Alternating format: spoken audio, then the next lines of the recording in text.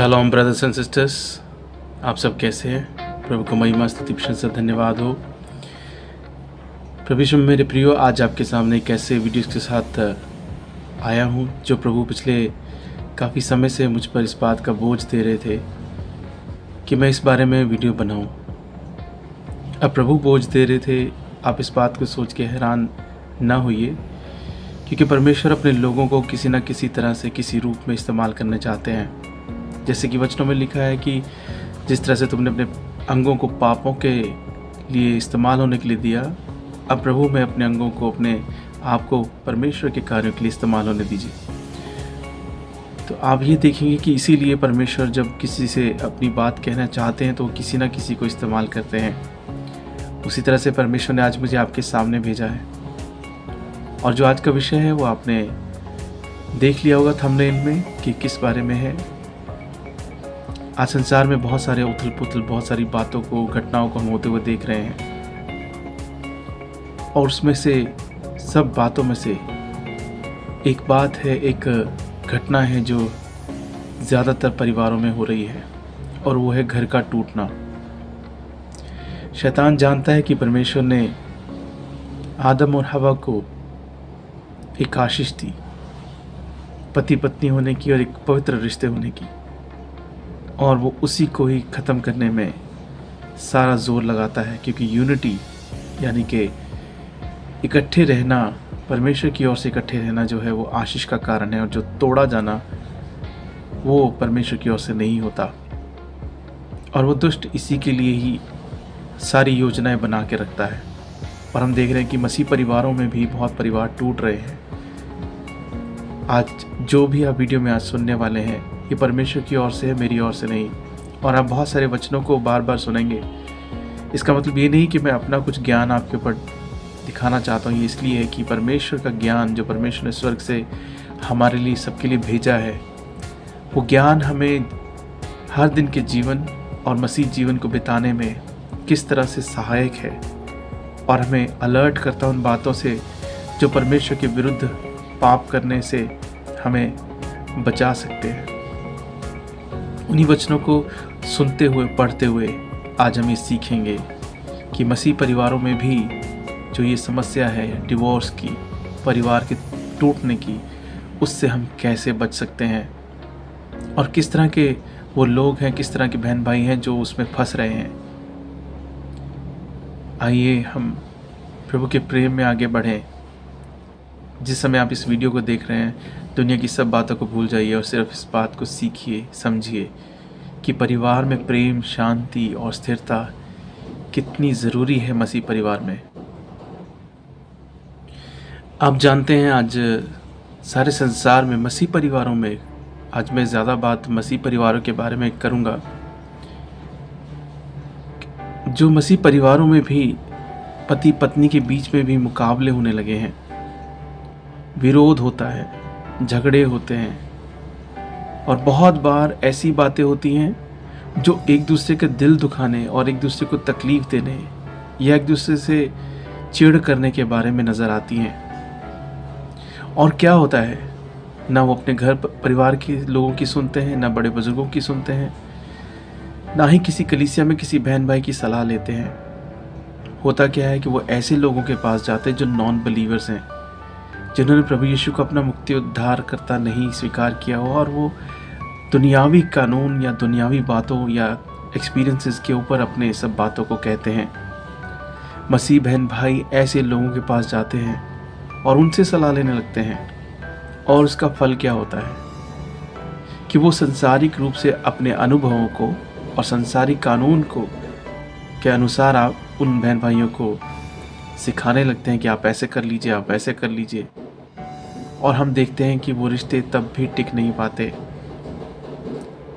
प्रभु यीशु में मेरे प्रियो, परमेश्वर का हर वचन, परमेश्वर की सब शिक्षा हमारे लिए सारे विश्वास और भरोसे के योग्य है। हम आँख बंद करके परमेश्वर की आज्ञाओं पर चल सकते हैं, क्योंकि इसका जो फल है वो हमेशा ही सेम रहता है, और वो है परमेश्वर की महिमा और परमेश्वर का प्रेम और शांति हमारे जीवन में रहना। प्रभु यीशु में मेरे प्रियो, इस बात को हमें याद रखना है कि हमारे परिवार में देखिए पति पत्नी में बहुत सारे मिसअंडरस्टैंडिंग्स हो सकती हैं या असहमति हो सकती है। इसका मतलब ये नहीं कि इस पवित्र रिश्ते को तोड़ा जाए या इसे नुकसान पहुंचाया जाए। कलीसिया में भी बहुत सारे ऐसे अच्छे लोग होते हैं, बहुत सारे समझदार परमेश्वर ने लोगों को रखा है कि जिनकी सलाह आप ले सकते हैं, जिनसे आप मिल सकते हैं कि आपका परिवार, आपका रिश्ता जो है बच सके, और आपको उनकी बात माननी है। आज इन्हीं सब बातों के बारे में हम सीखेंगे। और इसी के साथ आज हम अपने वीडियो के इस समय में बाइबल के पहले वचन में चलेंगे। और पहला वचन है उत्पत्ति की किताब से पहला अध्याय और उसका 27 और 28वां वचन। क्या कहता है? जब परमेश्वर ने आदमी को और औरत को बनाया, आदम और हवा को बनाया, नर और नारी को बनाया।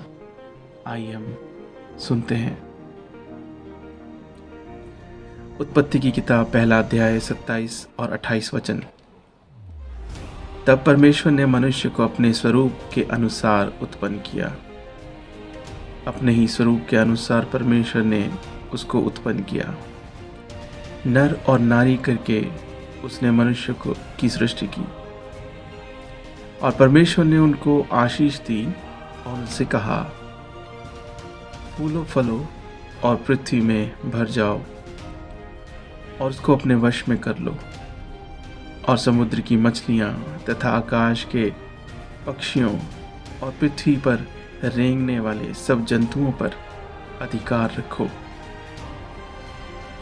प्रभु यीशु में मेरे प्रियो, परमेश्वर ने इस धरती पर की सब चीज़ों पर इंसान को अधिकारी बनाया।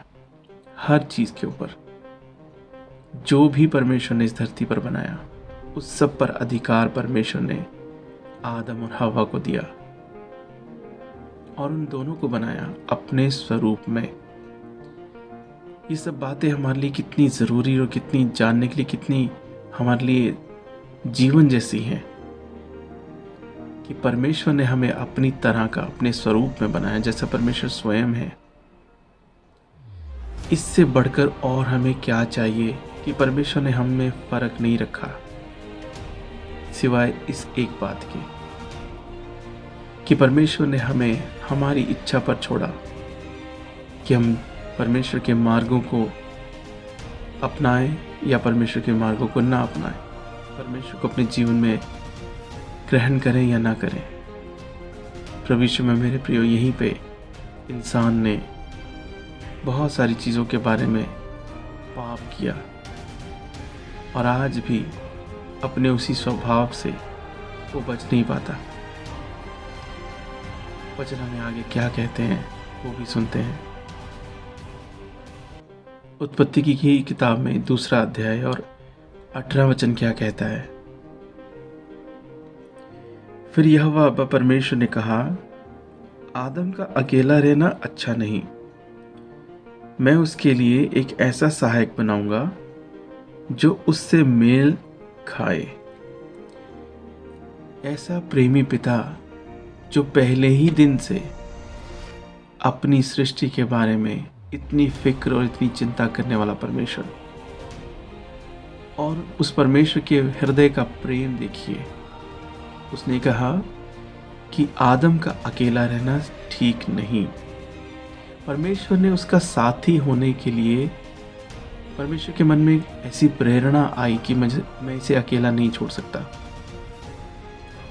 आप देखिए, संसारिक बाप भी अपने बच्चों में ऐसी बहुत सारी बातों को करता है।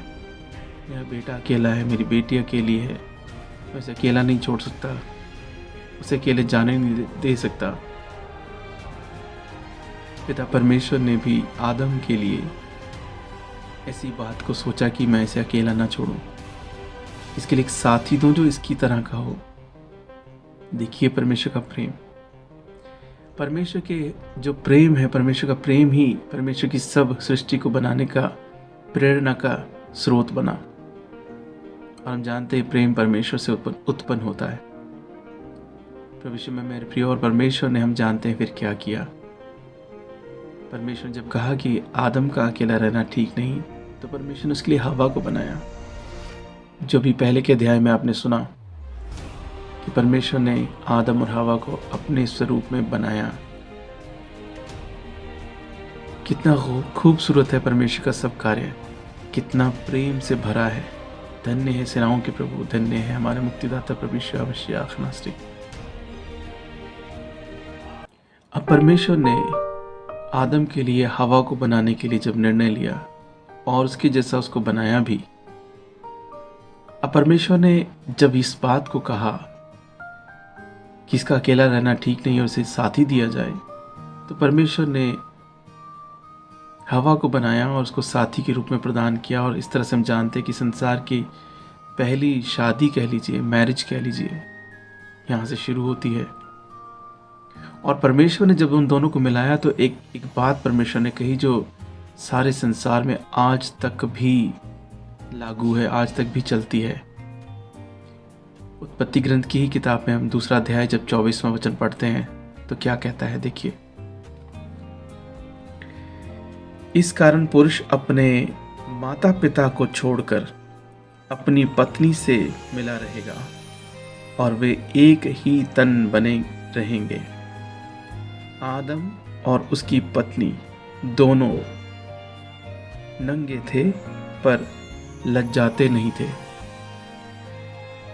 देखा, परमेश्वर ने जिस समय परिवार अभी बना भी नहीं था, फैमिलीज, रिश्ते कुछ भी नहीं था, सिर्फ आदम और हवा को बनाया।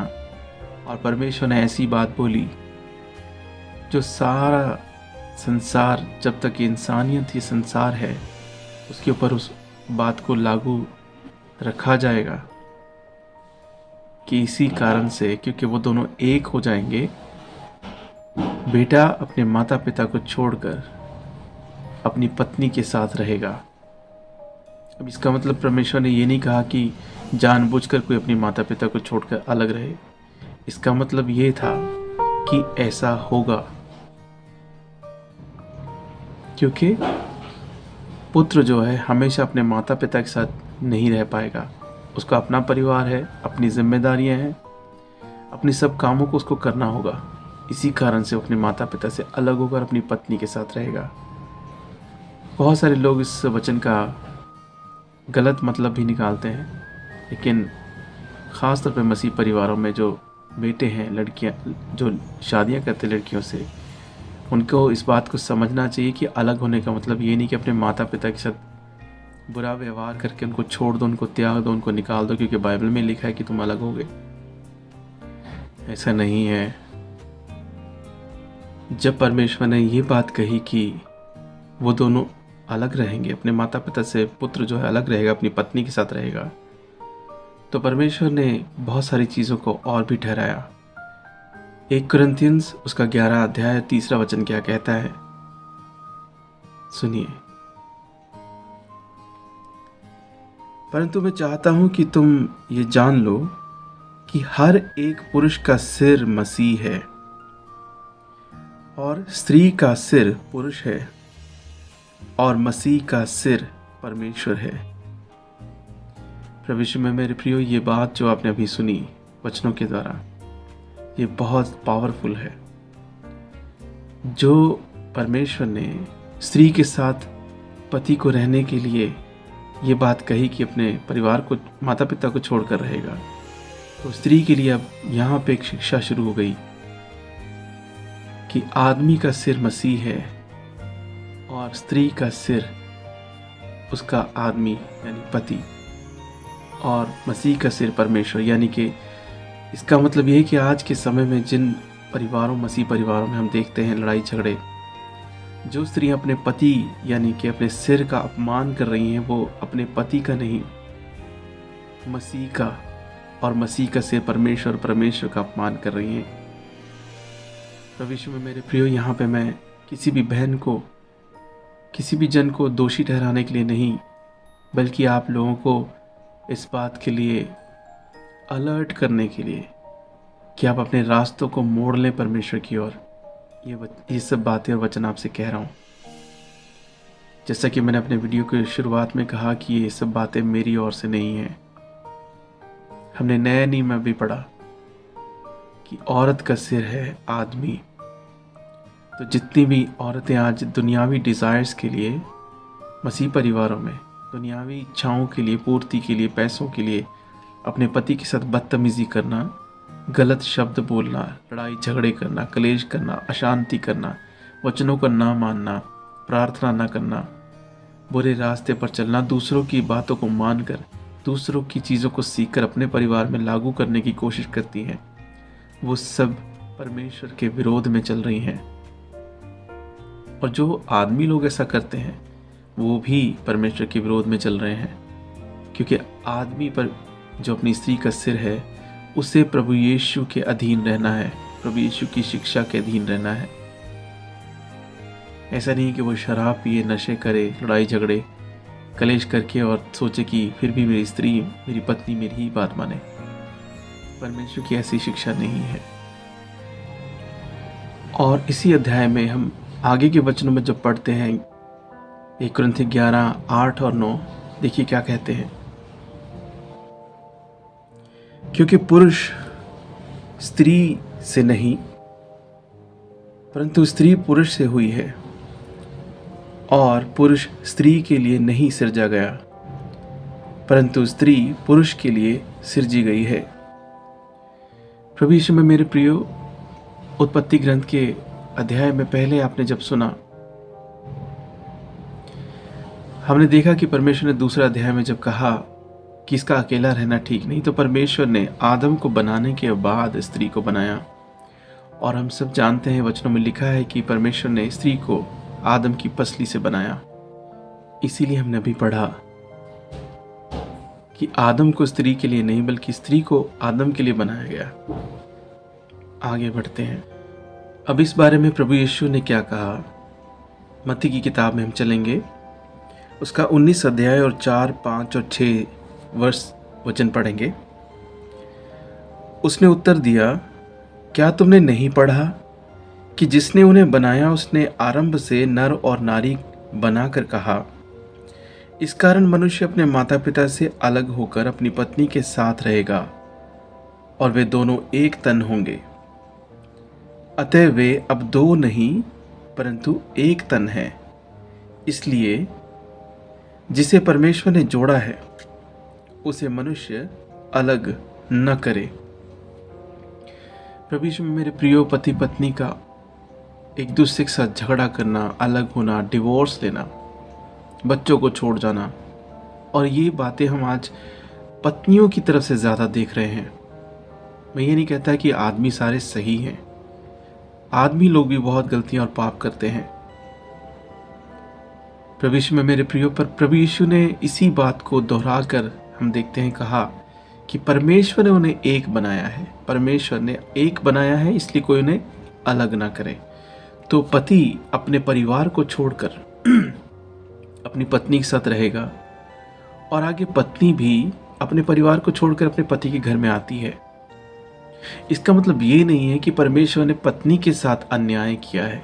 परमेश्वर ने दोनों को बराबर रखा। पति भी अपने घर को छोड़ के आता है, पत्नी भी अपने घर को छोड़ के आती है। तो समस्या क्या है? सारी समस्या है संसारिक सुख सुविधा, मौज मस्ती और अपनी मर्जी से चलने के बारे में।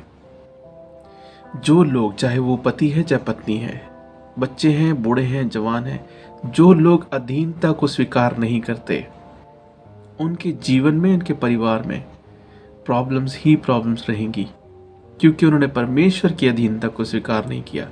ये परमेश्वर की शिक्षा आदमी के लिए है, औरत के लिए है कि उन्हें ऐसा करना है। तो जो परमेश्वर की शिक्षा के अधीन नहीं रहेगा, सारे मसीह परिवार जहां भी ऐसा करते हैं, तो समझ लीजिए उनके जीवन में कभी भी शांति और प्रेम नहीं हो सकता। वो सांसारिक रूप से कुछ देर के लिए सांसारिक सुविधाओं को, सांसारिक बातों को ज़रूर एंजॉय कर पा सकते हैं, लेकिन हमेशा के लिए नहीं। प्रभु यीशु में मेरे प्रियो, जिस दिन हमने बपतिस्मा लिया था प्रभु यीशु के पवित्र नाम से, पवित्र आत्मा के द्वारा, पिता परमेश्वर के नाम से, उसी दिन हमने संसारिक सब बातों से, सब चीज़ों से, सब इच्छाओं से, सब विलासिताओं से नाता तोड़ लिया था। ये बात हर मसीह बहन भाई को अपने हृदय में गहराई से बिठा लेनी चाहिए, और जो लोग इसे भूल जाते हैं वही ऐसे पाप करने लगते हैं। परमेश्वर इस खास रिश्ते के बारे में, पति पत्नी के रिश्ते के बारे में बहुत सख्त है। परमेश्वर की सख्ती क्यों है? क्योंकि परमेश्वर ने इस पवित्र रिश्ते को, पति पत्नी के रिश्ते को सबसे ज़्यादा महत्व दिया है। सबसे ज़्यादा सांसारिक रूप के रिश्तों में सबसे बढ़कर महत्व दिया है, क्योंकि परमेश्वर ने अपना रिश्ता इज़राइल के साथ पति पत्नी के रूप में, और प्रभु यीशु ने कलीसिया के साथ अपना रिश्ता पति पत्नी के रूप में दिखाया है। ये रिश्ता इतना पवित्र है कि परमेश्वर ने इस रिश्ते का उदाहरण अपने और कलीसिया और अपने लोगों के बीच में पति पत्नी, दुल्हा और दुल्हन के रूप में बताया है। हम मलाकी किताब में जब पढ़ते हैं, मलाकी की किताब और उसका 2 अध्याय 14 और 15 वचन जब पढ़ते हैं, तो वहाँ पे परमेश्वर ने क्या कहा है, देखिए। इसलिए क्योंकि यहोवा तेरे और तेरी उस जवानी की संगनी और ब्याई हुई स्त्री के बीच साक्षी हुआ था, जिससे तूने विश्वासघात किया है। क्या उसने एक ही को नहीं बनाया, जबकि और आत्माएं उसके पास थीं? और एक ही को क्यों बनाया? इसलिए कि वह परमेश्वर के योग्य संतान चाहता है। इसलिए तुम अपनी आत्मा के विषय में चौकस रहो, और तुम में से कोई अपनी जवानी की स्त्री से विश्वासघात न करे। प्रभु यीशु में मेरे प्रियो, परमेश्वर की ये सख्ती क्यों है? आदम को भी सख्ती के साथ परमेश्वर ने इस बात को बोला है, आदमी को भी, पति को भी, कि अपनी जवानी की संगनी यानी स्त्री जिससे उसने ब्याह किया है उसे ना त्यागे, क्योंकि परमेश्वर उससे अपने योग्य संतान चाहता है। इसका मतलब क्या है कि परमेश्वर ने जो आशीष शुरुआत में दी थी कि फलो फूलो और पूरी धरती पर फैल जाओ, वो आशीष सार्थक हो सके हमेशा, और परमेश्वर के परिवार में, परमेश्वर के लोगों के परिवारों में ऐसे बच्चे उत्पन्न हों जो परमेश्वर के चरित्र को, परमेश्वर के स्वभाव को दूसरों के ऊपर प्रकट कर सकें कि सेनाओं का परमेश्वर कैसा है। और अगर पति पत्नी में आपस में झगड़े और कलेश होते हैं और एक दूसरे के साथ लड़ाइयाँ करते हैं, डिवोर्स करते हैं, परमेश्वर के इस प्लान के ऊपर, इस आशीष के ऊपर घात होता है। वो आघात की वजह से आदम और हवा यानी इंसान, आदमी और पति और पत्नी अपने ऊपर पाप का दंड लाते हैं।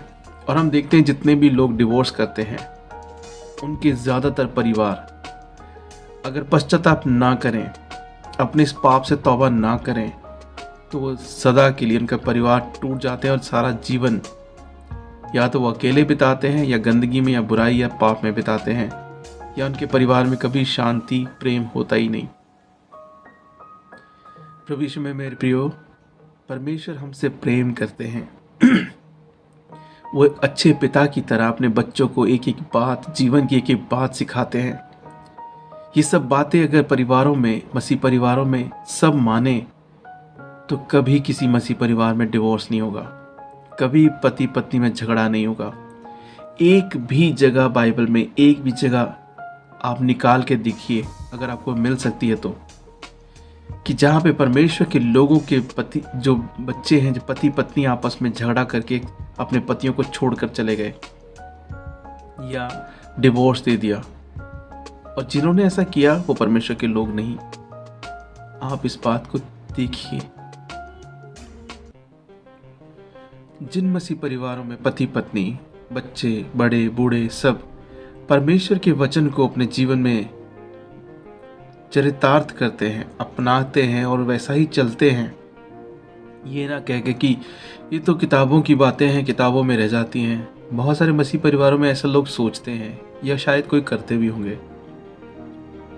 लेकिन जो लोग ऐसा नहीं करते और सचमुच में परमेश्वर के वचनों को सीरियसली अपने जीवन में उतारते हैं, वो हमेशा बहुतायत से आशीषित होते हैं। और दूसरे परिवार, दूसरे लोग ये सोचकर हैरान होते हैं कि ये कैसे खुश रह पाते हैं, इन्हें क्या ऐसा मिला है कि जो हमें नहीं मिला। और इसका हमें जवाब नीति वचन में भी मिलता है। 3रा अध्याय और 3रा वचन और 4था वचन क्या कहता है उसमें भी सुनते हैं। नीति वचन 3रा अध्याय 3रा वचन और 4था वचन क्या कहता है? कृपा और सच्चाई तुझसे अलग ना होने पाए, वरन उनको अपने गले का हार बनाना और अपनी हृदय रूपी पटिया पर लिखना, तो तू परमेश्वर और मनुष्य दोनों का अनुग्रह पाएगा। तू अति बुद्धिमान होगा। परमेश्वर की आज्ञाओं को, वचनों को अपने जीवन में मानकर, अपने दिल की पटिया पर लिखकर उस पर चलना किस तरह का फल हमें देता है आपने अभी सुना। परमेश्वर की आज्ञा मानते मानते हम परमेश्वर की उस आज्ञा को भी पूरा करते हैं जो परमेश्वर प्रभु यीशु ने भी कहा कि प्रेम करो जैसे मैंने तुमसे प्रेम किया, एक दूसरे से प्रेम करो। जब पति पत्नी में भी आपस में प्रेम होगा तो ये सवाल ही पैदा नहीं होता कि उनके अंदर कोई झगड़ा हो सके या कोई डिवोर्स कर सके। रोमी की किताब में जब हम पढ़ते हैं उसका 12 अध्याय और 10वां वचन क्या कहता है? भाईचारे के प्रेम से एक दूसरे से स्नेह रखो, परस्पर आदर करने में एक दूसरे से बढ़ चलो। अब आपने सुना कि एक दूसरे का आदर करना, एक दूसरे से प्रेम करना वचन हमें सिखाते हैं। तो जहाँ पति अपनी पत्नी का और पत्नी अपने पति का आदर करती है, सम्मान करती है, वहाँ झगड़ा हो जाए या कोई ईगो या किसी जिद या किसी भी तरह के बुरे काम के आने का कोई सवाल ही पैदा नहीं होता। भविष्य में मेरे प्रियो हम देखते हैं कि उत्पत्ति ग्रंथ में भी जब शैतान ने उकसाया था पाप करने के लिए, तो सबसे पहले हवा उसकी बातों में फंसी थी और उसकी बातों में फंस कर उसने आदम को भी फंसाया था। तो आज हम देखते हैं कि संसार भर में बहनें ही हैं, बेटियां ही हैं, औरतें ही हैं जो सबसे पहले प्रलोभनों में और ऐसी बातों में फंस रही हैं जो उनको उनकी जीवन में लगता है कि बहुत अच्छी है, और वो अपने पतियों के साथ झगड़ा करती हैं, जिद करती हैं, लड़ाई करती कि हमें भी ऐसा करके दे, या हमारी भी ऐसे सुन, या हमें भी ऐसा ही करना है। देखिए, प्रेम ही है जो पति पत्नी में एक मजबूती के साथ दोनों को बांध के रख सकता है, और प्रेम ही है दूसरे रिश्तों को भी बांध के रख सकता है, और प्रेम ही है जो नॉन बिलीवर्स को, जो प्रभु यीशु में विश्वास अभी नहीं करते, उनको परमेश्वर की ओर लाने के लिए प्रेम ही है जो उन्हें परमेश्वर की ओर आकर्षित करता है। हम रोमी की ही किताब में जब पढ़ते हैं उसका 13 अध्याय और 8 से लेकर 9-10 वचन तक, यहाँ पे क्या लिखा है देखिए। आपस के प्रेम को छोड़ और किसी बात में किसी के कर्जदार ना हो, क्योंकि जो दूसरे से प्रेम रखता है उसी ने व्यवस्था को पूरी की है। क्योंकि यह कि व्यभिचार न करना, हत्या न करना, चोरी न करना, लालच न करना, और इनको छोड़ और कोई भी आज्ञा हो तो सबका सारांश इस बात में पाया जाता है, अपने पड़ोसी से अपने समान प्रेम रख। प्रेम पड़ोसी की कुछ बुराई नहीं करता, इसलिए प्रेम रखना व्यवस्था को पूरा करना है।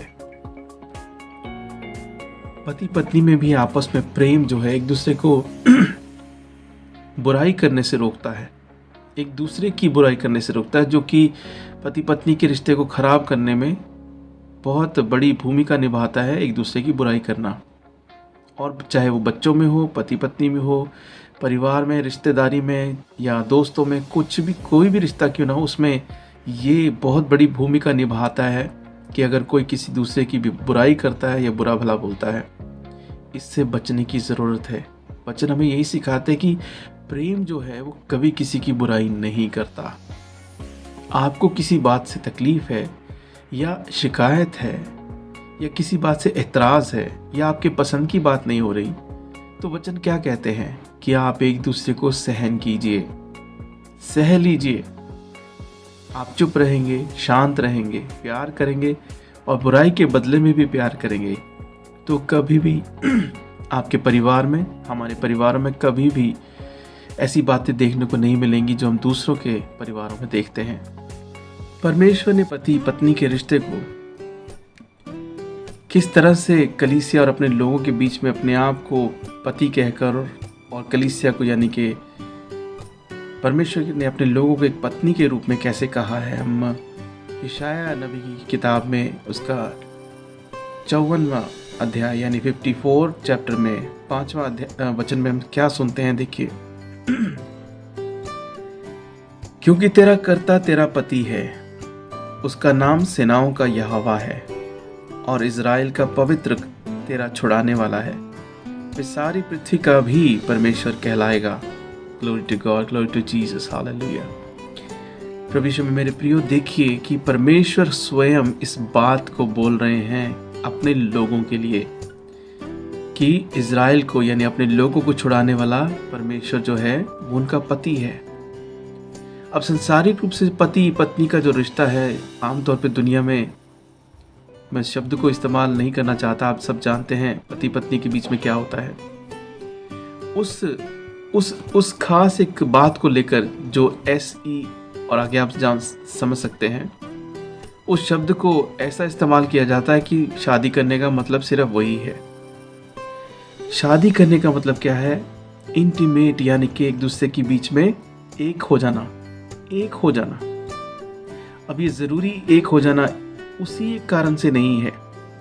हम दोनों को यानी पति और पत्नी का एक सोच, एक मन होना, एक डिसीजन होना, एक तरह से व्यवहार होना, एक तरह से प्यार में रहना, एक तरह से एक दूसरे को क्षमा करना, एक दूसरे के लिए एक तरह से विनम्र रहना, एक दूसरे को बराबर अपने लिए सम्मान के योग्य समझना, ये है पति पत्नी का एक होना।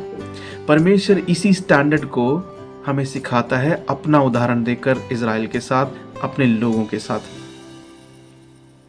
प्रभु यीशु में मेरे प्रियो, परमेश्वर ने इस रिश्ते को इतना हाई स्टैंडर्ड दिया है, इतना ऊंचा स्थान दिया है कि उस दुष्ट ने संसार में उन लोगों के मन में ऐसी चीज़ों, ऐसी बातों के द्वारा इस रिश्ते को तुच्छ करके दिखाया है कि शादी करने का मतलब सिर्फ एक ही चीज़ होती है। लेकिन ऐसा नहीं है। परमेश्वर ने इस रिश्ते को बहुत पवित्र और ऊंचा किया है। जिस समय कोई पति पत्नी अपने इस रिश्ते को गंदगी और बुराई की तरह सोचता या करता है या इसे तुच्छ जानकर छोड़ देता है, आप सोच के देखिए कि परमेश्वर के दिल पर इस चीज के लिए कैसे ठेस पहुंचती होगी।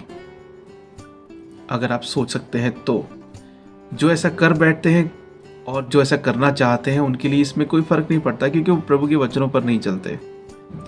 हाँ, जो अनजाने में ऐसा कर बैठे हैं या करते हैं उनके लिए क्षमा है। परमेश्वर उन्हें क्षमा करता है क्योंकि वो अपने पापों से तौबा करना चाहते हैं। लेकिन जो करना ही नहीं चाहते और सोचते हैं कि हमने सही किया, पत्नियां सोचती हैं हमने पति को छोड़ दिया, बहुत अच्छा किया, हम अपनी जिंदगी जिएंगी। और पति सोचते हैं कि हमने अच्छा हो गया, उसको छोड़ दिया, हम अब किसी और जगह शादी कर लेंगे। ये पाप है। पहला पत्रस और उसका 3रा अध्याय क्या कहता है पति पत्नी के बारे में? हे पत्नियों, तुम भी अपने पति के अधीन रहो, इसलिए कि यदि इनमें से कोई ऐसे हों जो वचन को न मानते हों, तो भी तुम्हारे भय सहित पवित्र चाल चलन को देखकर बिना वचन के अपनी अपनी पत्नी के चाल चलन के द्वारा खिंच जाएं।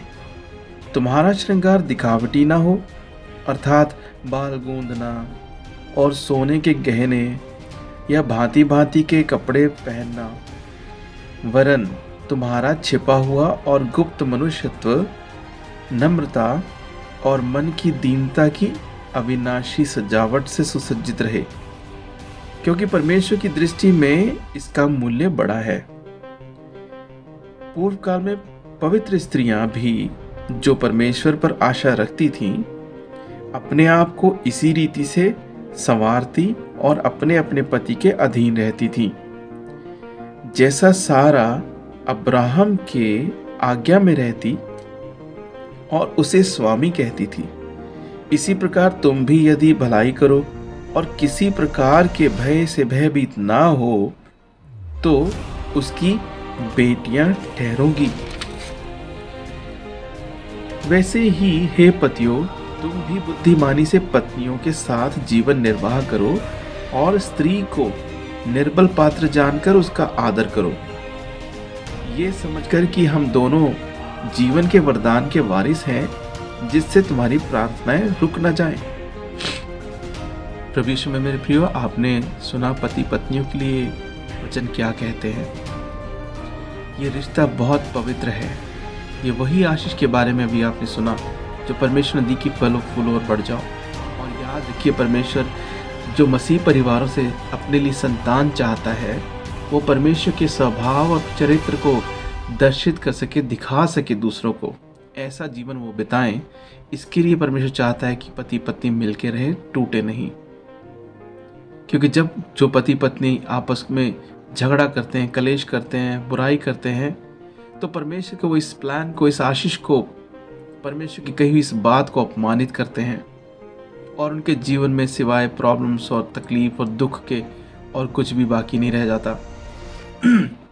जितने भी पति पत्नी आज ऐसा कर रहे हैं या करने वाले हैं या सोच रहे हैं, मैं उन सबसे इस बात को बोलना चाहता हूँ। और जो लड़कियां लड़के अभी शादी करने वाले हैं, इन वचनों को ध्यान से सुनिए। पवित्र आत्मा आपसे बात कर रहा है। ऐसा कभी भी मत करिए। अपने वो सब इरादे, सब बातें, सब ईगो, सब गुस्सा, सब चिढ़, सब घमंड को त्याग दीजिए। संसारिक सब बातों को त्याग दीजिए।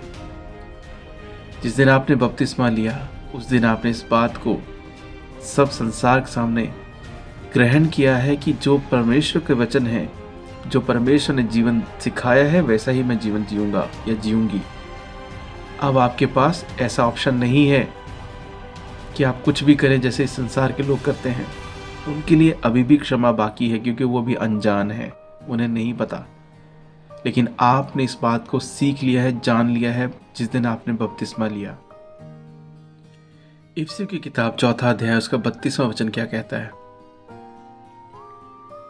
एक दूसरे पर कृपालु और करुणामय हो, और जैसा परमेश्वर ने मसीह में तुम्हारे अपराध क्षमा किए, वैसे ही तुम भी एक दूसरे के अपराध क्षमा करो।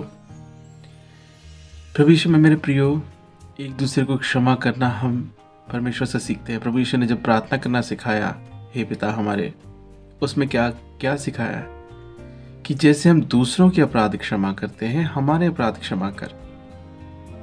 क्या आपको और मुझे प्रभु यीशु के इस महान पवित्र बलिदान के द्वारा क्षमा नहीं मिली है? जो पाप, जो गलतियां हमने पिछले जीवन में की, परमेश्वर ने उसे हमेशा के लिए हमारे जीवन से हटा दिया। क्योंकि परमेश्वर का यह वायदा है कि मैं तुम्हारे पापों को कभी दोबारा याद नहीं करूंगा, अगर तुम पश्चाताप करके मेरे पास आओगे तो जिस तरह से परमेश्वर ने हमारे अपराधों को क्षमा किया, वो चाहता है कि हम भी अपने अपराधियों को क्षमा करें। और उसमें हमारी पत्नी भी आती है, उसमें हमारा पति भी आता है, बच्चे भी आते हैं, माता पिता भी आते हैं, रिश्तेदार भी आते हैं। प्रभु यीशु मेरे प्रियो, इसी बात को हमें याद रखना है कि हमें एक दूसरे को सहन करना है, क्षमा करना है। जब हमारे किसी के मन में घमंड या ईर्ष्या या चिढ़ आती है, या ये आता है कि ये मेरी बात नहीं मानती या मेरा बात नहीं मानता, ये उसी समय ये सब बातें शुरू होती हैं। और फिर कोई आपके जीवन में कोई ऐसा जन आ जाए जो आपका कान भरता हो, जो आपको गलत भड़काता हो किसी के खिलाफ, और आप उसकी बातें सुनते हैं ये सोचकर कि ये मेरा बड़ा सगा है, ये तो मेरे सारे दुख सुख में मेरा भोगी मेरे साथ में है। जबकि अपनी पत्नी को छोड़कर या पति को छोड़कर आपका अपना साथी कौन कैसे हो सकता है? जो भी जन आपको, पति पत्नी को अलग करने के लिए आपके मन में बुरी बातें डाल रहा है या आपकी बुरी बातें की हुई बुरी बातों को सपोर्ट कर रहा है, वो आपका दुश्मन है और शैतान उसे इस्तेमाल कर रहा है आपका रिश्ता तोड़ने के लिए। परमेश्वर ने एक दूसरे से प्रेम करना सिखाया, रिश्ते की मजबूती के लिए एक दूसरे को क्षमा करना, सहन करना, दया करना, कृपा करना, पवित्र जीवन बिताना, वचनों को पढ़ना, प्रार्थना करना, हर हाल में प्रभु को धन्यवाद देना सिखाया है। आजकल जो मसीह परिवारों में बहन बेटियां हैं, औरतें हैं, पत्नियां हैं, वो थोड़ी सी भी तंगहाली को सहन नहीं कर पाती, लेकिन कुछ हैं जो बहुत अच्छी तरह करती हैं और वो बहुत आशीषित होती भी और होंगी। क्या परमेश्वर हमें ये जानता नहीं है कि हम गरीब हैं या हमारे पास पैसे नहीं हैं या हमारे पास कोई सुख सुविधा नहीं है? क्या परमेश्वर ये बात जानता नहीं है तो क्या जो स्त्रियां अपने पति को इस बात के लिए प्रेशराइज करती हैं कि हमें कहीं से भी ला के दे, हमें तो ये चाहिए, तो परमेश्वर को क्या वो नकारा समझने लग गई हैं कि परमेश्वर हमें दे नहीं सकता, हम प्रार्थना करेंगी तो हमें मिलेगा नहीं?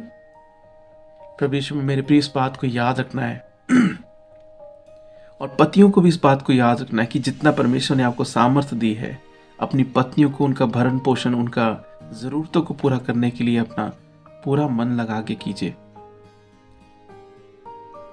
परमेश्वर में मेरे प्रिय संसारी दिखावटी जीवन को जीना बंद कर दीजिए। दिखावटी जीवन से आपको कुछ भी मिलने वाला नहीं है। आप हर दिन और हर पल सिर्फ और सिर्फ पाप में गिरते चले जाएंगे और आपके जीवन में, आपके परिवार में, आपके रिश्तेदारी में, जानकारी में, हर जगह आपकी बदनामी और आपका अपमान और आपको नुकसान होने के सिवा और कुछ नहीं मिलेगा, क्योंकि ये सब योजना, सब प्लान शैतान बनाता है और बहुत सारे लोग उसमें फंसते चले जाते हैं। और वो लोग ज्यादा फंसते हैं जो प्रार्थना नहीं करते, वचन नहीं पढ़ते, जिन्होंने सचमुच अपना जीवन प्रभु के लिए समर्पण नहीं किया, बपतिस्मा लेने के बावजूद भी ऐसी बातों में मन लगाते हैं जो परमेश्वर के विरोध में है, परमेश्वर की नजर में पाप है। इसीलिए मसीह परिवारों में भी ये सब समस्याएं खड़ी होती हैं। सभा उपदेशक उसका 4 अध्याय और 9 और 10 वचन क्या कहता है, आइए हम पढ़ते हैं। 1 से 2 अच्छे हैं, क्योंकि उनके परिश्रम का अच्छा फल मिलता है, क्योंकि यदि उसमें से एक गिरे तो दूसरा उसको उठाएगा, परंतु हाय उस पर जो अकेला होकर गिरे और उसका कोई उठाने वाला ना हो। प्रभु यीशु में मेरे प्रियो, वचन साफ तौर पे इस बात को हमें सिखाते हैं, पति पत्नी का जुड़े रहना कितना जरूरी है। 2 लोगों को परमेश्वर ने बनाया। आप सोचिए कि क्या परमेश्वर ने इस बात का विचार व्यर्थ में किया कि आदम का अकेला रहना ठीक नहीं? परमेश्वर ने 2 लोगों को जोड़ा। क्यों जोड़ा? क्योंकि उन 2 लोगों के जुड़ने से परमेश्वर की वो सब भविष्यवाणियां, आशीषें, वरदान सब पूरी होती हैं जो परमेश्वर ने ठहराई हैं। और अगर ऐसा ना हो तो परमेश्वर की नहीं, फिर उस दुष्ट की सारी इच्छाएं पूरी होती हैं। क्या परमेश्वर की महिमा इसमें है कि आप परमेश्वर की आज्ञा तोड़ें, या इसमें कि आप उस दुष्ट की आज्ञा को माने? वो आपने दुनिया की कहावत सुनी है ना, एकता में बल है। इसी अध्याय में, 4 अध्याय में ही, सभा उपदेशक के 4 अध्याय में 12 वचन क्या कहता है, देखिए। यदि कोई अकेले पर प्रबल हो तो हो, परंतु 2 उसका सामना कर सकेंगे। जो डोरी 3 तागे से बटी हो वह जल्दी नहीं टूटती। पति पत्नी जब एक होंगे हर दुख सुख में, जब शादी की जाती है तो जो भी शादी करवाते हैं प्रभु के सेवक, वो क्या बोलते हैं, हर दुख सुख में एक दूसरे के साथ होना, हर दुख सुख में। लेकिन आजकल क्या देख रहे हैं कि सुख सुख मेरा है और दुख तेरा है, सारा सुख मैं भोगूं, दुख तू भोग। प्रभु यीशु में मेरे प्रियो, ये बहुत बड़ा पाप है। याद रखिए, प्रभु यीशु का बपतिस्मा लेने के समय परमेश्वर के वो जो बपतिस्मा हमने लिया पिता पुत्र पवित्र आत्मा के नाम से, वो बपतिस्मा जब लिया गया, हमने दुख भरी जिंदगी जीने के लिए अपनी सहमति दी उस बपतिस्मा के द्वारा। जिनका बपतिस्मा भी नहीं हुआ उनके ऊपर ये बात शायद अभी लागू नहीं होती, लेकिन फिर भी उनके विश्वास के कारण ज़रूर लागू होती है।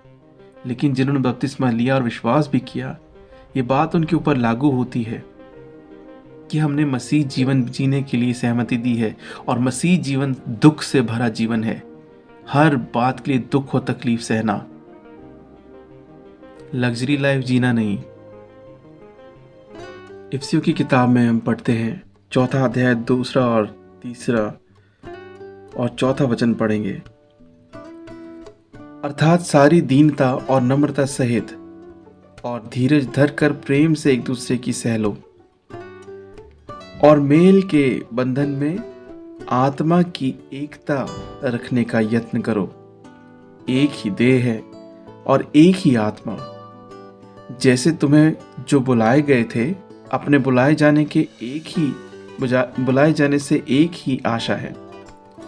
प्रभु यीशु मेरे प्रियो, अभी आपने जब सुना कि बपतिस्मा के समय में आपने सहमति दी है और ये वचन उस बात को कंफर्म कर रहे हैं।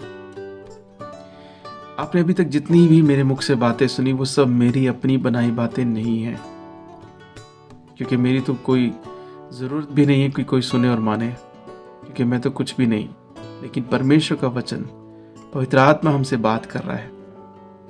हमारा जीवन हमारा नहीं, परमेश्वर का है। याद रखिए, हमने अपनी इच्छा से इस रास्ते को एक्सेप्ट किया है कि हम परमेश्वर के अनुसार जीवन बिताएंगे। किसी ने हमसे जोर जबरदस्ती नहीं की, ना ही परमेश्वर ने की है, ना ही परमेश्वर ने हमें इस बात में धकेला है। हमने स्वयं चुना कि सच्चा जिंदा परमेश्वर सेनाओं के प्रभु यहोवा ही है, हमारे मुक्तिदाता प्रभु यीशु मसीह नासरी ही है। जब हम अपनी मर्जी से इस बात को एक्सेप्ट किया है, तो फिर क्यों हम इस बात को ना माने कि परमेश्वर की शिक्षा हमें क्या सिखाती है। पहला थिस्सलुनीकियों और उसका 5वां अध्याय 11 वचन क्या कहता है? इस कारण एक दूसरे को शांति दो और एक दूसरे की उन्नति का कारण बनो, जैसा कि तुम करते भी हो। जो लोग करते हैं प्रभु उन्हें बहुत आशीष दे, जो नहीं करते उन्हें करना चाहिए। यही वचन हमें सिखाते हैं। ऐसे बहुत से भाई होंगे, मसीह भाई, जिनकी स्त्रियां, जिनकी पत्नियां उनके जीवन में, उनके परिवार के लिए बहुत बड़ी ब्लेसिंग बन के आई, और उन्होंने हर दुख तंगी में, गरीबी में, मुसीबत में अपने पति का साथ देकर, उसको हर तरह से सपोर्ट करके उसके मन को जीता, उसके परिवार के मन को जीता। और ऐसी हैं बहनें जिन्होंने अपने पति और उसके परिवार, उसके रिश्तेदारों को, उसके अपने भी परिवार के रिश्तेदारों को, परिवार को बहुत अच्छी तरह संभाल के हर तरह से समझदारी से चलती हैं। धन्य है ऐसे भाई जिनके परिवार में ऐसी पत्नियां हैं। और उन लोगों के लिए भी मैं कहना चाहता हूँ जिनके जीवन में पत्नियां अच्छी हैं, लेकिन वो ऐसा करती नहीं हैं जैसा उन्हें करना चाहिए। और नीति वचन में हम क्या पढ़ते हैं? 18 अध्याय और 22वां वचन कहता है, जिसने स्त्री ब्याह ली उसने उत्तम पदार्थ पाया और यहोवा अब्बा का अनुग्रह उस पर हुआ है। तो जिसके पास अच्छी पत्नी है, परमेश्वर का भय मानती है, प्रार्थना करती है, वचन पढ़ती है, पति को पूछती है, बच्चों को पूछती है, हर तरह से सब जिम्मेदारी को पूरा करती है, परमेश्वर की आशीष उस घर में क्यों ना टिकेगी? परमेश्वर की आशीष उस इंसान के जीवन में क्यों ना होगी? और ऐसा करके वो पति पर कोई एहसान नहीं कर रही, परमेश्वर की आज्ञा को मानकर परमेश्वर को प्रसन्न कर रही है। क्योंकि हम जानते हैं हम इंसान को कभी खुश नहीं कर सकते, चाहे आदमी है चाहे औरत है। सिर्फ परमेश्वर की आज्ञा मानकर ही हम परमेश्वर को खुश कर सकते हैं और परमेश्वर हमें आशीषित करते हैं। और यही तो हमारे जीवन का मकसद है। पति पत्नी में सबसे जो कलेश और झगड़े का कारण बनने वाली चीज़ों में से एक चीज़ है अपनी ज़बान से ऐसे शब्दों को निकालना जो दूसरे के सम्मान को ठेस पहुंचाए और परमेश्वर की आज्ञा तो तोड़ती ही है, पाप का कारण बनती है। ऐसी बातों से और ऐसे शब्दों से बचना पत्नियों के लिए खास तौर पे बहुत ज़रूरी है, क्योंकि पति कम बात करने वाले होते हैं, पत्नी ज़्यादा बात करने वाली। लेकिन कुछ पति हो सकते हैं जो ज़्यादा बात करते हों। वचनों में लिखा है कि ज़्यादा बोलने वाला पाप से नहीं बच सकता। तो पत्नियों के लिए ये बात खास तौर पे परमेश्वर की ओर से आती है। और आइए हम उसमें उसे पढ़ते हैं। इफिसियों की किताब 4 अध्याय और 29वां वचन। इफिसियों की किताब 4 अध्याय और 29वां वचन क्या कहता है?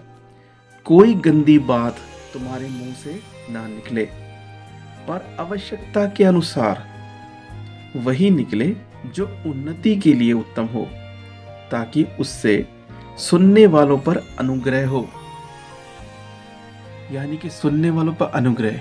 बहुत सारी पत्नियां ऐसे शब्द बोल बैठती हैं, क्या वो दूसरों के ऊपर अनुग्रह करते हैं? वो शब्द बिल्कुल भी नहीं। उकसाते हैं लड़ाई कलेश के लिए, झगड़ा करने के लिए, बदला लेने के लिए, ईर्ष्या चिढ़ करने के लिए। प्रभु यीशु ने क्या कहा? कोई भी ऐसी चीज इंसान को बाहर से अशुद्ध नहीं करती जो उसके अंदर से निकलती है। यानी हमारे मन से जो लोग ऐसा करते हैं, ऐसे शब्दों को सोचते हैं, ऐसी बातों को उनके मुख से निकलते हैं और वो उसे अशुद्ध कर रहे हैं और पाप के घोर अंधकार की ओर ढकेल रहे हैं। शब्दों का सही चुनाव करना इंसान के लिए कितना जरूरी है। और प्रभु यीशु ने इस बारे में क्या कहा? मत्ती की किताब में 7वां अध्याय और 12 वचन में हम क्या पढ़ते हैं? इस कारण जो कुछ तुम चाहते हो कि मनुष्य तुम्हारे साथ करें, तुम भी उनके साथ वैसा ही करो, क्योंकि व्यवस्था और भविष्यद्वक्ताओं की शिक्षा यही है। प्रभु यीशु में मेरे प्रियो, हम दूसरों से ये तो चाहते हैं कि हमारे साथ अच्छा व्यवहार करे, कोई हमें प्यार करे, हमें क्षमा कर ले, हमें सह ले, हमारी इच्छा को पूरा करे, हमें सपोर्ट करे, हमें सुने, हमें समझाए, हमें गाइड करे, हमें सलाह दे। ये बातें हम दूसरों से तो चाहते हैं लेकिन खुद नहीं करते। और ज्यादातर में हम आजकल के समय में देख रहे हैं कि पत्नियां यही चाहती हैं कि दूसरे उनके लिए करें, लेकिन जब यही बात उनके खुद के करने में के बारे में आए तो उसे करना नहीं चाहती, या ऊब जाती हैं, उकता जाती हैं, चिढ़ जाती हैं। प्रभु यीशु में मेरे प्रियो, यही वो बात है जहां से घर में कलेश और लड़ाई झगड़े शुरू होते हैं। देखिए, पति को परमेश्वर ने, आदमी जो है, परमेश्वर ने उसे ऐसा एक माइंडसेट दिया है, ऐसा एक बुद्धि उसको बना के दी है कि वो परिवार के साथ साथ पूरे सब चीजों के बारे में एक वाइड एंगल में हमेशा सोचकर चले। और सबसे ज्यादा मेरा ये मानना है कि बाइबल में परमेश्वर ने 100% में से 90% जो शिक्षा और गाइडेंस आदमी के लिए दी है, सिर्फ 10% जो शिक्षा सीधे तौर पे वो औरत के लिए दी है।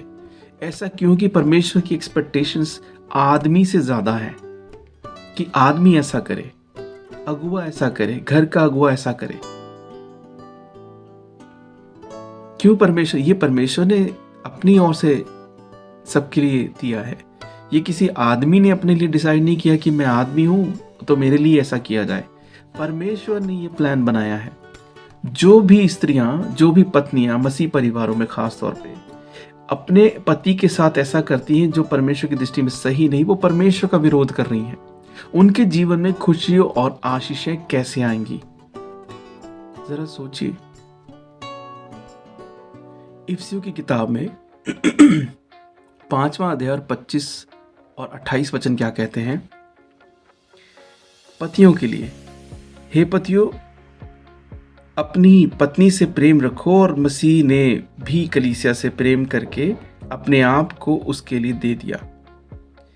और 28वां वचन है, इसी प्रकार उचित है कि पति अपनी पत्नी से अपनी देह के समान प्रेम रखे। जो अपनी पत्नी से प्रेम रखता है वह अपने आप से प्रेम रखता है, क्योंकि 29वां वचन कहता है, क्योंकि किसी ने कभी अपने शरीर से बैर नहीं रखा, वरन उसका पालन पोषण करता है, जैसा मसीह भी कलीसिया के साथ करता है, इसलिए कि हम उसकी देह के अंग हैं। प्रभु यीशु में मेरे प्रियो, यही वो बात है जिसे हमें समझना है। जितने भी, मेरा ये मानना है कि जितने भी मसीह भाई जो मैरिड हैं, वचन पढ़ते हैं और परमेश्वर की आज्ञाओं पर चलते हैं, वो इन सब बातों को देख समझ के चलते हैं। गलती होती है, कभी हमसे चूक हो जाती है, प्रभु में क्षमा करें और करते हैं, लेकिन वो कभी भी जानबूझकर ऐसा नहीं करेंगे कि पत्नियों को तकलीफ में डालें। कभी कभी ऐसा होता है कि हमारे इंसानी लिमिट्स जो हैं हमें चैलेंज करती हैं, और वो किस तरह से, कैसे पति को कोई बात कह दी और कभी कभी वो सहन नहीं कर पाता और कुछ बोल बैठता है या ऐसा एक्शन कर बैठता है जिससे पत्नी नाराज होती है या उसे नुकसान पहुंचता है या उसे दुख पहुंचता है। हमें इस बात से बचना चाहिए, लेकिन फिर भी हमें इस बात के लिए क्षमा भी मांगनी चाहिए परमेश्वर से, और पत्नी को मनाना भी चाहिए, उसे भी क्षमा करना चाहिए, उसे भी प्यार करना चाहिए। अभी हमने वचनों में यही सीखा कि कोई भी इंसान अपने शरीर से बैर नहीं करता है, उसे प्यार करता है, क्योंकि हम एक तन है, एक मन है। अगर जब पति पत्नी एक तन एक मन है परमेश्वर की आज्ञा के अनुसार, तो वो उसके साथ बैर कैसे कर सकता है, उसके साथ बुरा कैसे कर सकता है? पहला यूहन्ना उसका 4 अध्याय और 12 वचन क्या कहता है?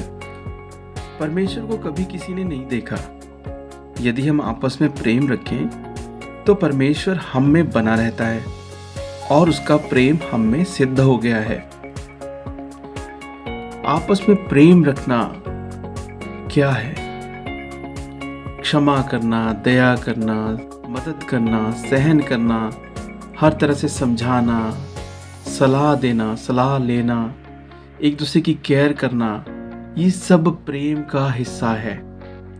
प्रेम सिर्फ यही नहीं कि आप कि जैसा कि संसारिक रूप से हम देखते हैं, हम परमेश्वर से जब प्रेम करते हैं क्या परमेश्वर को गले लगा पाते हैं या हम परमेश्वर को चूम पाते हैं? नहीं, हम तो इस लायक भी नहीं है।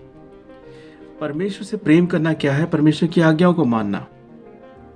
जब हम अपनी पत्नी से प्रेम करते हैं और पत्नी अपने पति से प्रेम करती है तो क्या है? एक दूसरे के लिए केयर करना, क्षमा करना, दया करना, विनम्र होना, सहन करना, परमेश्वर की आज्ञा के अनुसार पति के अधीन रहना और पति परमेश्वर की आज्ञा के अनुसार पत्नी को प्यार करे। इसीलिए वचन कहते हैं कि हमने परमेश्वर को कभी देखा नहीं है, लेकिन जब हम प्रेम करते हैं, एक दूसरे को सहन करते हैं, क्षमा करते हैं, तो इसी से परमेश्वर का प्रेम हम में सिद्ध हो जाता है कि हम परमेश्वर की ओर से हैं और परमेश्वर हमारे जीवन में, हमारे हृदय में है। पहला यूहन्ना 4 अध्याय जब हम पढ़ते हैं और उसमें हम 4 अध्याय 16 वचन पढ़ते हैं, क्या कहता है? जो प्रेम परमेश्वर हमसे रखता है, जो प्रेम परमेश्वर हमसे रखता है उसको हम जान गए और हमें उसका विश्वास है। परमेश्वर प्रेम है और जो प्रेम में बना रहता है वह परमेश्वर में बना रहता है और परमेश्वर उसमें बना रहता है। हम बार बार इस बात को सुन रहे हैं कि प्रेम प्रेम प्रेम प्रेम, यही वो एक चीज है जो आज मसीह परिवारों में मिसिंग है, प्रेम। अगर आपस में सब प्रेम करेंगे तो क्या किसी एक दूसरे को सहेंगे नहीं, क्षमा नहीं करेंगे? क्या कोई भाग के कोर्ट कचहरी में जाएगा तलाक लेने के लिए? क्या कोई अपने बच्चों को छोड़कर, अपने पति को छोड़कर भाग के चला जाएगा? क्या कोई पति अपनी पत्नी को घर से बाहर निकाल देगा मार पीट के, नशे करके? ऐसा कभी भी नहीं होगा। और जो लोग भी बुरे और पाप के रास्ते पर चल रहे हैं मसीही होने के बावजूद भी, याद रखिए परमेश्वर बहुत सख्ती से न्याय करने वाला है। प्रेम करना मटीरियलिस्टिक नहीं होता कभी भी, वो हृदय से, आत्मा से होता है और ना ही उसे कभी जबरदस्ती करवाया जा सकता है। पहला कुरिन्थियर उसका 13 अध्याय और 4 वचन क्या कहता है? प्रेम धीरजवंत है और कृपालु है, प्रेम डाह नहीं करता, प्रेम अपनी बड़ाई नहीं करता और फूलता नहीं। और 5वां वचन कहता है वे अनरीति नहीं चलता, वे अपनी भलाई नहीं चाहता, झुंझलाता नहीं, बुरा नहीं मानता, कुकर्म से आनंदित नहीं होता, परंतु सत्य से आनंदित होता है। प्रभु में मेरे प्रियो, प्रेम जो इंसान करता है उसके अंदर ऐसी बातें नहीं होती, गुस्सा कर दिया, चिढ़ कर दी, लड़ाई कर दी। देखिए, जो बात नाराजगी जो है, अगर वो करेक्शन के लिए है, अच्छी चीज में बढ़ने के लिए ठीक करना है कि ऐसा नहीं ऐसा किया जाए, तो वो अच्छा है, क्योंकि परमेश्वर भी तो हमें करेक्ट करते हैं ना। हम जब पाप और गलती करते हैं, करेक्शन की जरूरत पड़ती है, ताड़ना की जरूरत पड़ती है, परमेश्वर हमें करेक्ट करते हैं। तो अगर कोई पति अपनी पत्नी को किसी करेक्शन के लिए ऐसा करे कि उसे डांट रहा है, नाराज हो रहा है, क्योंकि वचनों में क्या लिखा है कि आप गुस्सा तो करें लेकिन पाप ना करें। तो पति, अगर जो पति परमेश्वर की आज्ञा के अनुसार चलता है और वो अपनी पत्नी को किसी कारण से डांट रहा है या समझा रहा है या ताड़ना दे रहा है, तो उसकी करेक्शन के लिए, ना कि उससे दुश्मनी करने के लिए। तो उस पत्नी को भी इस बात को समझने की जरूरत है, क्योंकि अगर वो पति उसको ऐसा बोल रहा है तो इसका मतलब क्या है कि पत्नी परमेश्वर के रास्ते से हट गई है। अब इसका मतलब ये नहीं कि पत्नी वहां पर अपनी ईगो दिखाए या झगड़ा करने बैठ जाए, तूने मुझे कहा कैसे। प्रभु यीशु में मेरे प्रियो, इन सब बातों को समझने की जरूरत है। जहां पे करेक्शन के लिए किसी को डांटा समझाया जाता है, वो कभी भी बुरी बात नहीं है, वो कभी भी झगड़े का कारण नहीं है। बहुत से पति पत्नियों के बीच में एक बात रहती कि मैं तेरे से प्यार करता हूं या प्यार करती हूं, इसलिए तू मेरे लिए बुरा काम करने में भी पीछे मत हट या गलत चलने में पीछे मत हट। प्रभु यीशु में मेरे प्रियो, इस बात से बचना है। परमेश्वर की नजर में यह पाप है। हम जब पढ़ते हैं रोमी की किताब में, उसका 12 अध्याय और 9 वचन क्या कहता है? प्रेम निष्कपट हो, बुराई से घृणा करो, भलाई में लगे रहो। परमेश्वर ने हमें हर बात में प्रेम करना सिखाया, हर चीज में। अपने दुश्मन को अपने समान प्रेम करो, अपने दुश्मन से प्रेम करो, अपने बुरा करने वाले के लिए प्रार्थना करो। ये सब क्या है? जब दुश्मन से प्रेम करने को परमेश्वर सिखाते हैं, तो अपनी पत्नी, अपने पति के लिए क्यों नहीं प्रभु प्रेम करना सिखाएंगे? हम यूहन्ना की किताब में प्रभु यीशु से सुनते हैं, प्रभु क्या कहते हैं। 13 अध्याय और उसका 34वां वचन क्या कहता है? यूहन्ना की किताब 13 अध्याय 34वां वचन, मैं तुम्हें एक नई आज्ञा देता हूं कि एक दूसरे से प्रेम रखो। जैसा मैंने तुमसे प्रेम रखा है, वैसा ही तुम भी एक दूसरे से प्रेम रखो। यही वो बात है, हमें जिस प्रेम जो है हर बात को, हर पाप बुराई को ढांप देता है। ऐसा हम नीति वचन में भी पढ़ते हैं। प्रेम जो है वो हर पाप और बुराई को ढांप देता है। क्या परमेश्वर ने हमसे प्रेम करके हमारे पापों को, हर गलतियों को हमारे ढांप नहीं दिया? परमेश्वर ने उन सब पापों को हमेशा के लिए भुला दिया। जिस समय परमेश्वर का ये शब्द परमेश्वर के मुख से निकला कि अगर तुम पश्चाताप करके मेरे पास आओगे तो मैं तुम्हारे सारे अपराध क्षमा कर दूंगा और उन्हें कभी याद नहीं करूंगा, उस शब्द ने उसी समय वो काम कर दिया। तो इसलिए जो भी जन अपने पापों से पश्चाताप करके, तौबा करके परमेश्वर के चरणों में आता है, परमेश्वर उसके वो सारे पाप क्षमा करते हैं और कभी याद भी नहीं करेंगे। याद रखिए, हमारा न्याय हमारे बीते हुए पापों के बारे में नहीं होगा, क्योंकि वो पाप प्रभु यीशु के पवित्र बलिदान द्वारा क्षमा करा दिए गए हैं। अब जो हम पाप करते हैं मसीही होने के बाद और उसके लिए पश्चाताप तौबा ना करें, तो याद रखिए बहुत सख्ती से न्याय किया जाना है और परमेश्वर अपने घर के लोगों से पहले और ज्यादा सख्ती से न्याय करेगा।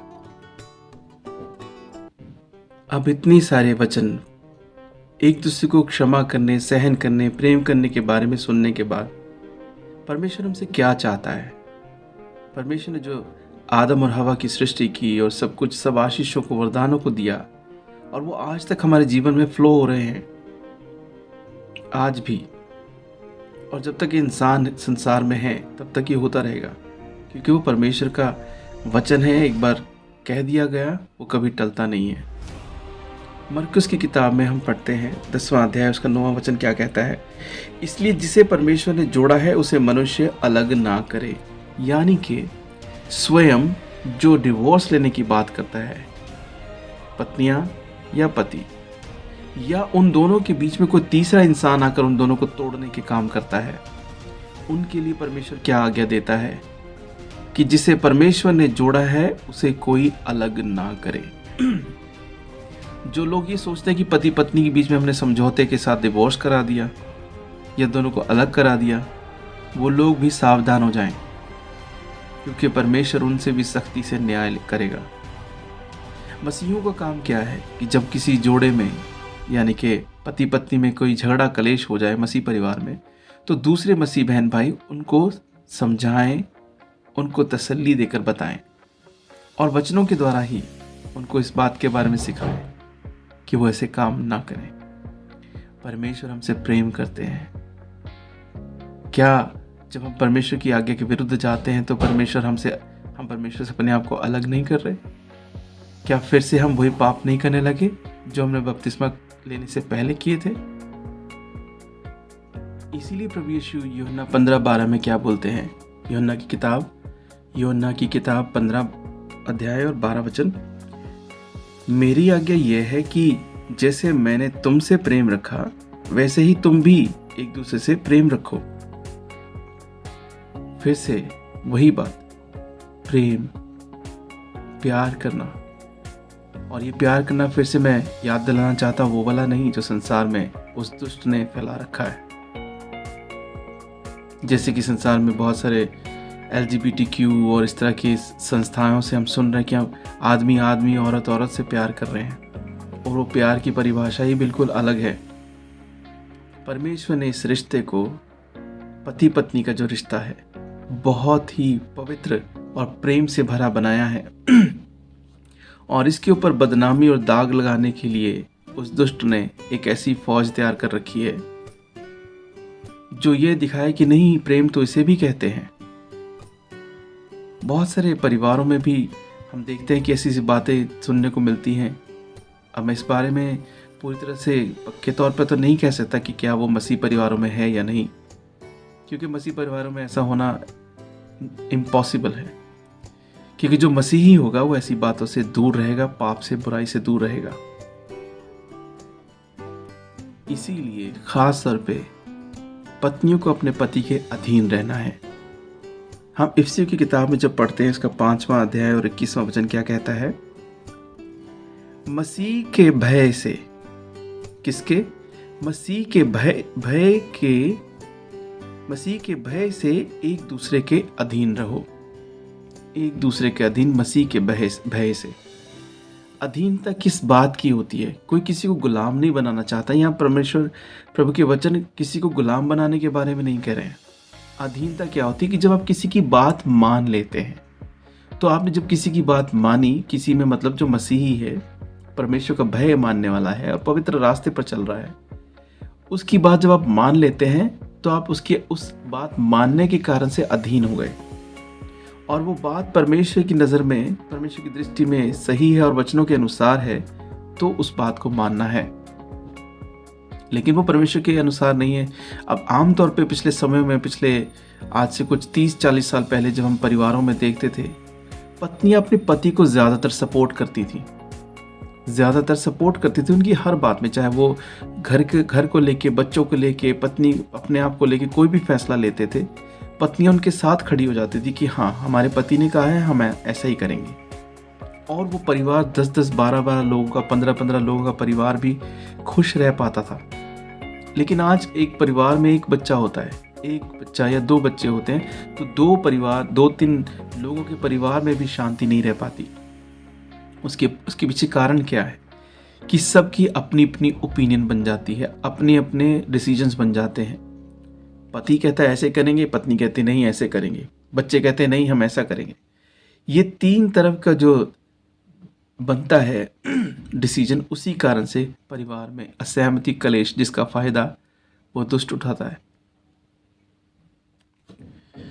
1 यूहन्ना उसका 4था अध्याय, और हम पढ़ेंगे इसका 8 और 9 वचन। माफ कीजिए, 7, 8 और 9 वचन। हे प्रियो, हम आपस में प्रेम रखें, क्योंकि प्रेम परमेश्वर से है। जो कोई प्रेम करता है वह परमेश्वर से जन्मा है और परमेश्वर को जानता है। जो प्रेम नहीं रखता वह परमेश्वर को नहीं जानता, क्योंकि परमेश्वर प्रेम है। जो प्रेम परमेश्वर हमसे रखता है वह उससे प्रकट हुआ कि परमेश्वर ने अपने इकलौते पुत्र को जगत में भेजा है कि हम उसके द्वारा जीवन पाएं। हालेलुया। प्रभु यीशु में मेरे प्रियो, परमेश्वर की आज्ञा का और हर खास तौर पे पति पत्नी के रिश्ते का आधार पर प्रेम ही है। जिस तरह से कलीसिया और परमेश्वर का रिश्ते का आधार प्रेम है, प्रभु यीशु के पवित्र बलिदान का आधार प्रेम है। परमेश्वर हमें क्षमा करता है, हमारी प्रार्थनाओं को सुनता है, उसका आधार प्रेम है। उसी तरह से पति पत्नी के बीच में भी रिश्ते का आधार प्रेम है, और जहाँ प्रेम नहीं, वहाँ रिश्ता टिक भी नहीं सकता। इसलिए जब आप लोग शादी करते हैं, मैं उन कंवारे लड़कियों के बोल रहा हूँ, मसीह परिवार में जो लड़कियां शादी करने वाले हैं, जब आप शादी करें और करेंगे तो इन बातों को ध्यान रखिए कि आप जिससे शादी कर रहे हैं, इन सब आज्ञाओं के अनुसार आपको जीवन बिताना होगा।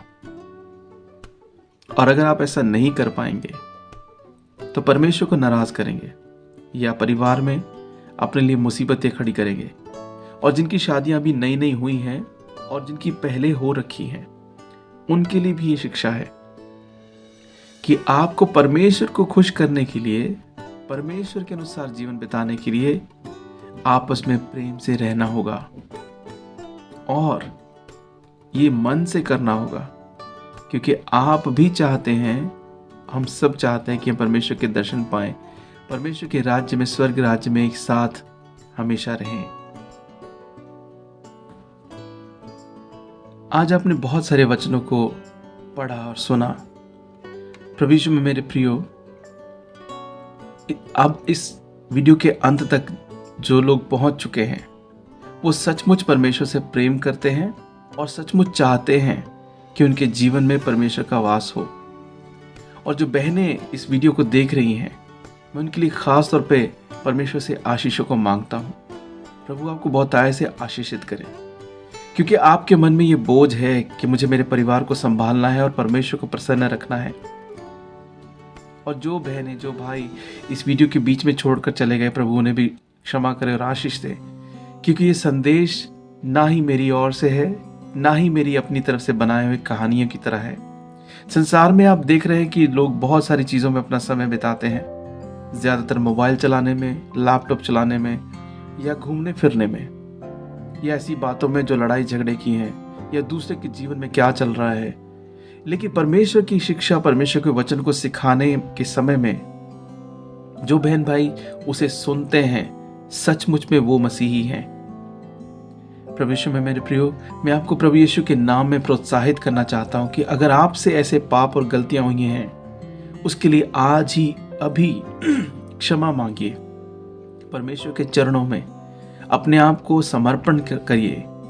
आपके जीवन में ऐसा हो पाया है कि आपके जीवन में किसी तरह से लड़ाई झगड़े क्लेश हुई या डिवोर्स तक बात पहुंच गई है, तो इसका मतलब क्या है कि आप परमेश्वर के रास्ते से भटक गए थे। लेकिन हमारा परमेश्वर प्रेमी पिता हमें हर पल क्षमा करने को तैयार बैठा है। क्यों प्रभु यीशु ने कहा, बोझ के दबे लोगों मेरे पास आओ, मैं तुम्हें आराम दूंगा, मेरा जुआ अपने ऊपर ले लो जो हल्का और सहज है। प्रभु यीशु का जुआ हल्का और सहज किस बारे में है? प्रभु यीशु की आज्ञा मानकर उस पर चलने में आसानी है। लेकिन जब हम अपने दिमाग को, अपनी बुद्धि को, संसारिक एक्सपीरियंस को, बातों को, दूसरों की सलाहों को, हर तरह के हथकंडों को अपनाने लगते हैं जो संसारिक हैं, तो हमारे जीवन में नुकसान, तकलीफ और दुख के सिवा कुछ नहीं बचता। जो बहनें अपने घरों को छोड़कर बैठी हैं, मैं उनसे रिक्वेस्ट करता हूं प्रभु यीशु के नाम से कि आप अपने घर में वापस लौट के आइए। अपने पति को, अपने बच्चों को प्यार और सम्मान के साथ उनके साथ रहिए। और जो ऐसा सोच रही हैं वो इस इरादे को छोड़ दें। और जो पति ऐसा कर रहे हैं या किया है, वो पतियों को भी मैं बोलना चाहता हूं, आप भी अपनी सब बुरी आदतों को छोड़ दीजिए। आप मसीही हैं। आपके लिए ये शिक्षा नहीं कि आप अपनी पत्नियों को माफ कीजिए, अपनी पत्नियों को, बच्चों को किसी भी तरह से नुकसान, दुख पहुंचाए। जैसा वचनों में आपने सब बातों को सुन लिया है। प्रभु आपको बहुत आय से आशीषित करे। और हाँ, मैं एक बात बोलना चाहता हूं कि जैसे कि आपने थंबनेल में देखा कि मेरी पत्नी मुझे छोड़कर चली गई, मेरी पत्नी ने मुझे छोड़ा नहीं है। वो सिर्फ आप लोगों के सिखाने के लिए उस थंबनेल को बनाया गया है। प्रभु की कृपा से मेरी पत्नी मेरे साथ है और हम हैप्पीली, खुशी से प्रभु में बढ़ रहे हैं। हम आपके लिए प्रार्थना करते हैं कि प्रभु आप सबको बहुत आय से रिश्तों में मजबूती और सामर्थ्य प्रदान करे। वो दुष्ट किसी भी तरह से आपके परिवार को तोड़ ना पाए। प्रभु आपको हमेशा अपने प्रेम में, आज्ञा में बढ़ाता जाए। आप पवित्र जीवन में बढ़ते जाएं। और जिस भी किसी बहन भाई को इस वीडियो के द्वारा जो आपने संदेश सुना है, ज़रूरत है तो उसे ज़रूर शेयर करिए। मैं आपसे एक और रिक्वेस्ट करना चाहता हूँ। मेरे चैनल पे बहुत सारे बहन भाई आते हैं, देख के चले जाते हैं, लेकिन सब्सक्राइब नहीं करते। आपके सब्सक्राइब करने से आपका 1 रुपया भी नहीं लगेगा, लेकिन आपके सब्सक्राइब करने से ऐसे बहन भाइयों के पास वीडियो पहुंचेगा जिसे ऐसे वीडियोस की, ऐसी शिक्षाओं की, परमेश्वर की शिक्षाओं की ज़रूरत है। क्या आप ऐसा भला नहीं करेंगे? प्रभु आपको बहुत आशीष दे। मैं अपने अगले वीडियो के साथ फिर से आऊँगा। मेरे लिए, मेरे परिवार के लिए भी प्रार्थना कीजिए। Shalom, praise Lord.